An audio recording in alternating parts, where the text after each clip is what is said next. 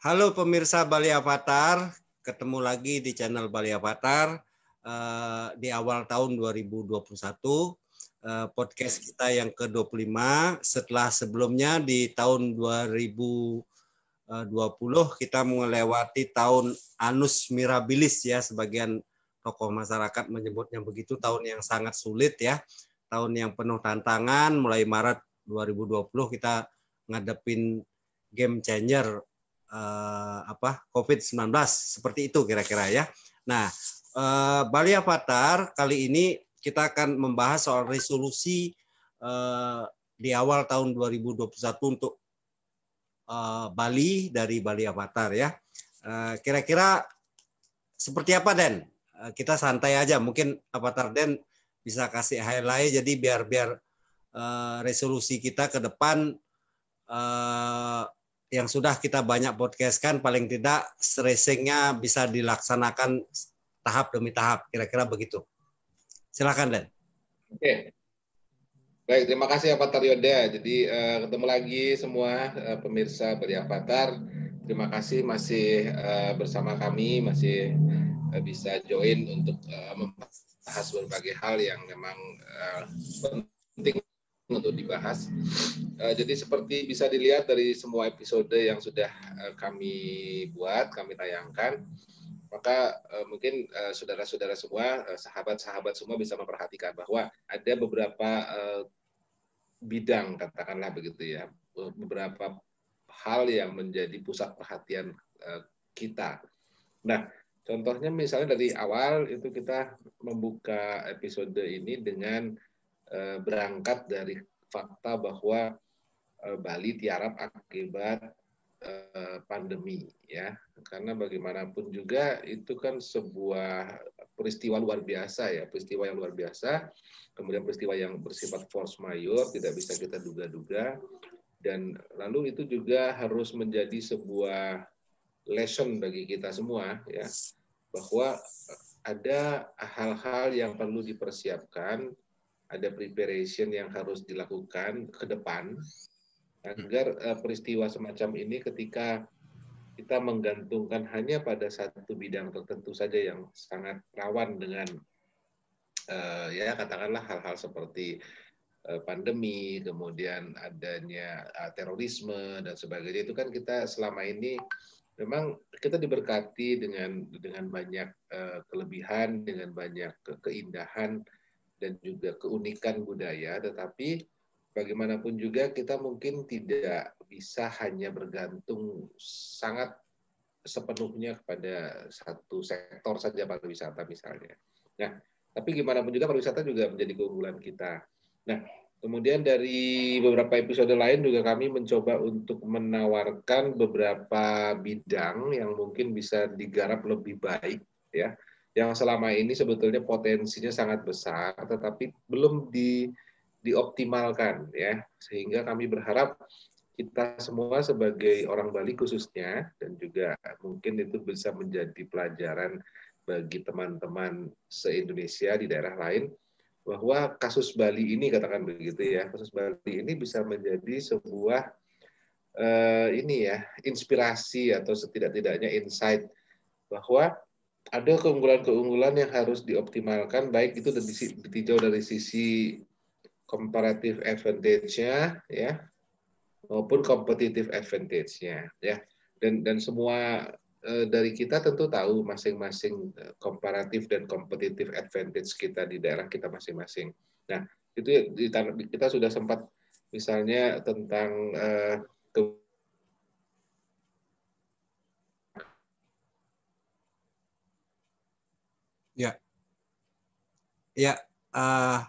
apa namanya, sedikit gangguan teknis, mungkin saya tambahkan. Jadi di tahun 2020 Bali mesti belajar banyak karena itu Annus Mirabilis ya, sebagian menyebutnya begitu. Jadi anggap pandemi ini sebagai game changer. Jadi ya Bali mesti berbenah, karena kalau di tahun, saya isi dulu Dan ya. Jadi apa namanya, di tahun 2020 ini kan ada banyak sekali pelajaran ya.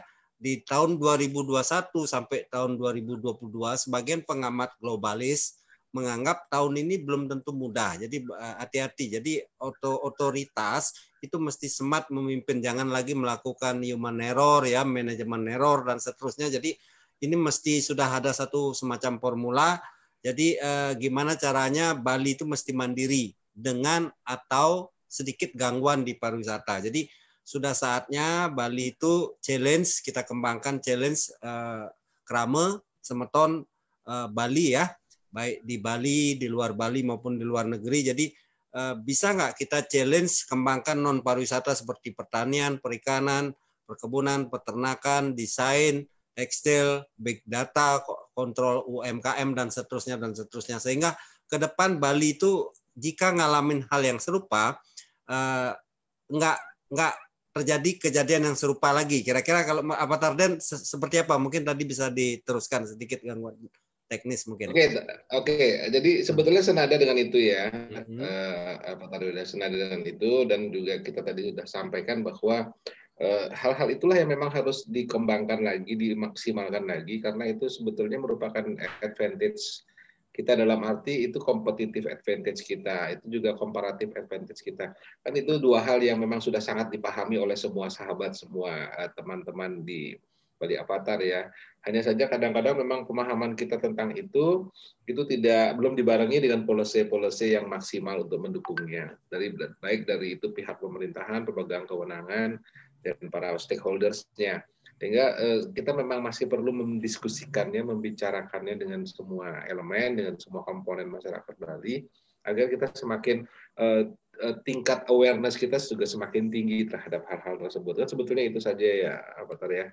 Jadi kita memang ingin itu bisa menjadi sebuah program ke depan yang lebih realistis dan lebih pragmatis, sehingga bisa menjadi tidak hanya sekedar pengetahuan, tetapi menjadi sebuah realitas dan juga policy bagi Bali. Ya. Itu dari saya sementara. Ya, jadi kalau saya lihat juga seperti ini mungkin Dan, mungkin saatnya ini game changer pandemi ya, kondisi seperti ini kita evaluasi kembali mindset masyarakat Bali yang komunal gitu ya, platform berpikirnya yang zaman dulu Dengaden Awak Bisa dan seterusnya ya. Walaupun itu ada sisi positifnya, ada juga sisi negatifnya saya lihat. Dan contoh ya, sekian puluh tahun, sekian ratus tahun Bali sudah mengembangkan pariwisata, tapi sampai saat ini jujur kita harus akui belum ada konglomerat yang asli orang Bali Dan. Kira-kira seperti itulah, top 10 kira-kira begitu ya Pak, 20 besar barangkali ya. Teman-teman dari daerah lain di Indonesia ya, walaupun ini soal regionalis PS nasionalis gitu. Jadi paling tidak sudah saatnya kita kembangkan, jadi kita ajak Krame Semeton siapapun ya. Mungkin kita belum bisa, tapi Krame Semeton yang lain kan yang sudah sukses di bidang usaha, kita benar-benar mengembangkan ini sehingga Bali betul-betul punya keunggulan dari sisi sumber daya dan bisa dibuktikan gitu. Paling tidak ke depan mindset dan platform berpikir ini betul-betul ada standar keunggulannya, ada legasinya gitu loh. Kira-kira seperti itu. Avatar Dan melihatnya seperti apa kira-kira? Oke, jadi memang kalau misalnya salah satu indikatornya yang kita gunakan adalah misalnya belum ada orang Bali yang betul-betul berbasis pada bisnis pariwisata, kemudian betul-betul bisa menunjukkan kesuksesannya dalam hal misalnya menjadi 10 orang terkaya atau 20 orang terkaya di Indonesia misalnya dalam bidang turisme, memang itu mungkin belum ada ya.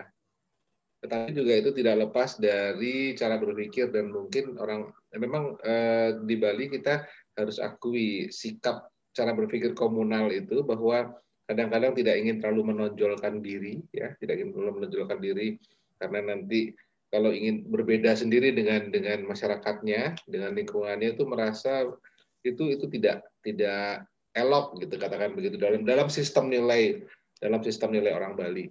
Sehingga apakah itu yang mungkin menyebabkan, atau juga kita harus introspeksi secara objektif, ataukah memang mungkin juga dari sisi katakanlah kepiawaiannya dalam berbisnis, atau maksimalisasi dari peluang-peluang yang ada, itu juga atau itu yang belum, itu juga harus menjadi auto inilah ya, auto introspeksi bagi kita.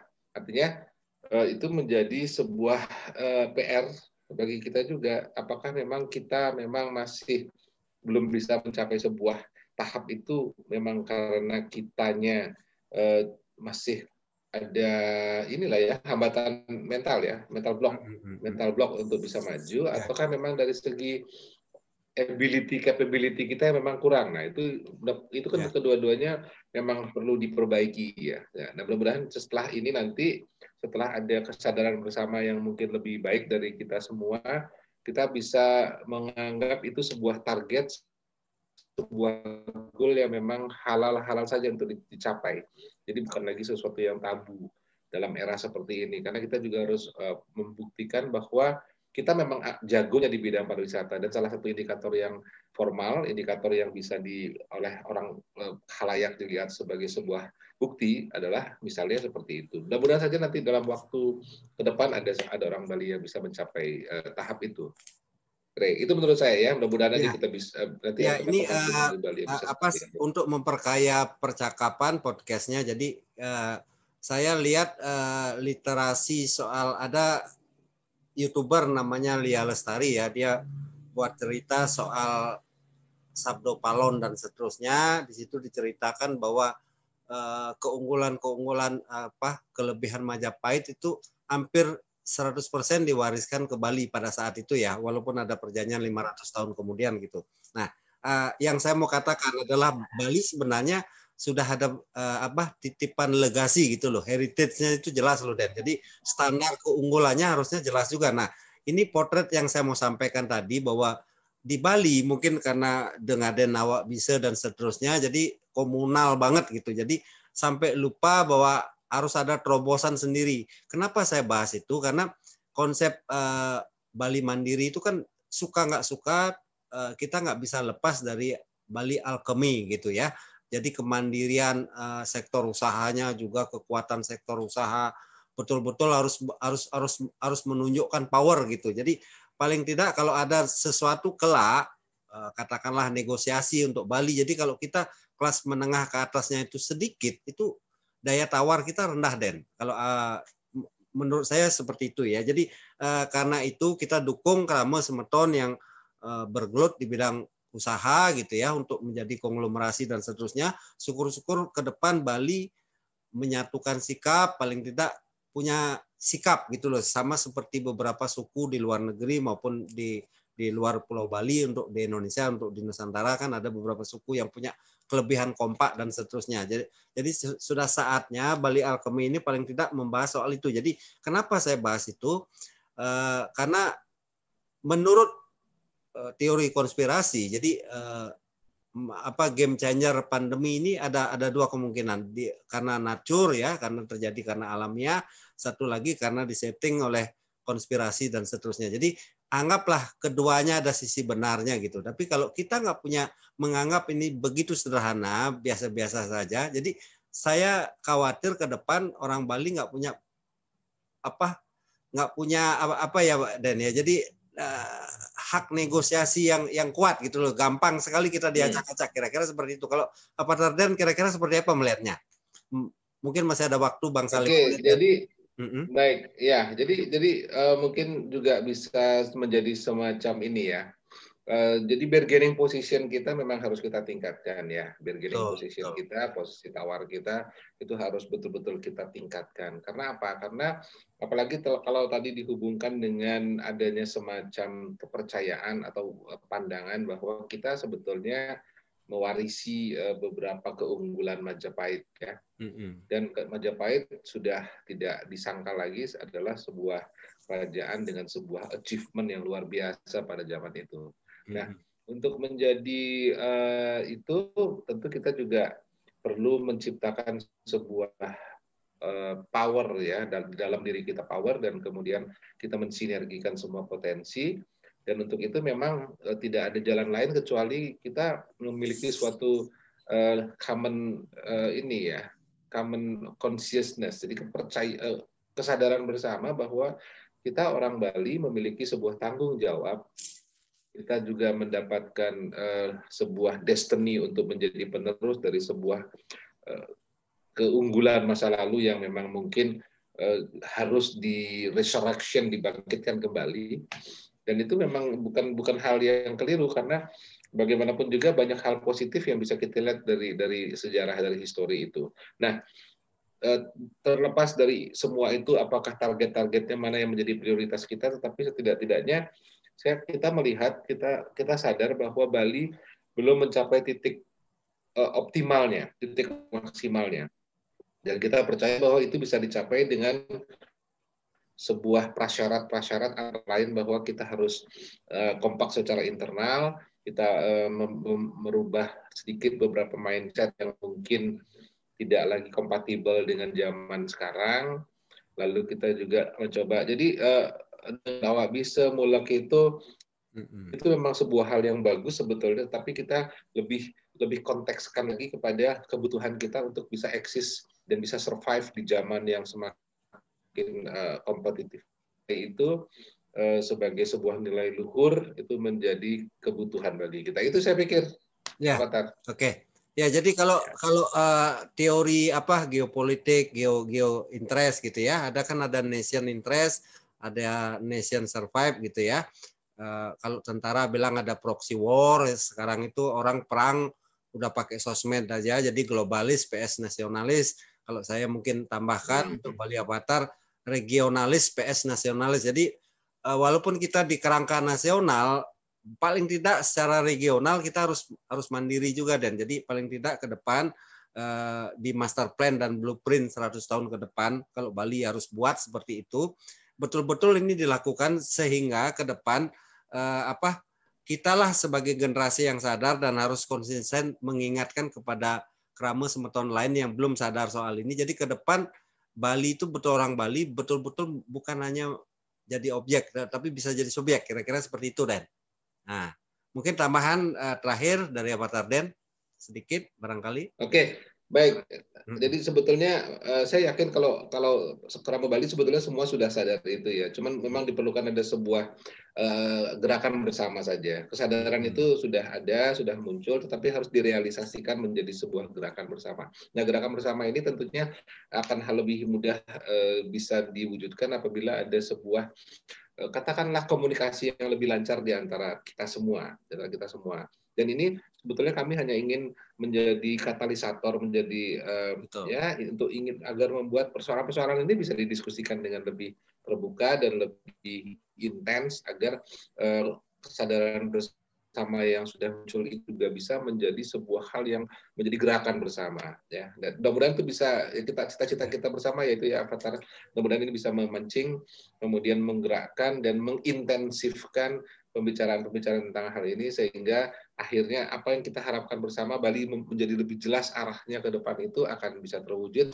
Dan satu lagi mungkin sebagai closing statement saya di episode ini adalah Bali justru akan menjadi betul-betul berkualitas dan unggul ketika Bali memang bisa menunjukkan jati dirinya secara maksimal dan dengan keberanian juga untuk mengeliminasi beberapa katakanlah kecenderungan atau sifat yang mungkin tidak kompatibel lagi dengan zaman. Itu harus kita dengan berani, dengan kesatria bisa mengakuinya dan memperbaikinya.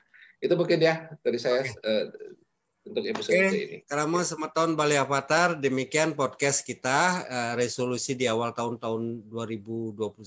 Jadi Bali Avatar tidak bermaksud mendikte ya, tidak bermaksud memojokkan dan atau apa. Ini demi kesadaran, lahir dari sikap proaktif sebagai rakyat biasa. Jadi jangan sampai ke depan Bali ngalamin hal yang serupa lagi. Paling tidak kita jauh lebih siap, anak cucu kita dan generasi berikutnya setelah kita jauh lebih baik. Jadi kalau pemirsa Krama Semeton setuju dengan apa yang kami sampaikan, jangan lupa like, share, subscribe ya. Dukungan Krama Semeton sangat penting untuk perkembangan Bali Avatar Channel ini. Kami tunggu komen dan seterusnya agar bisa dikembangkan lebih lanjut. Suksma ya, Avatar Den. Thank you. Selamat tahun baru ya. Suksma. Selamat tahun baru, selamat tahun baru semuanya.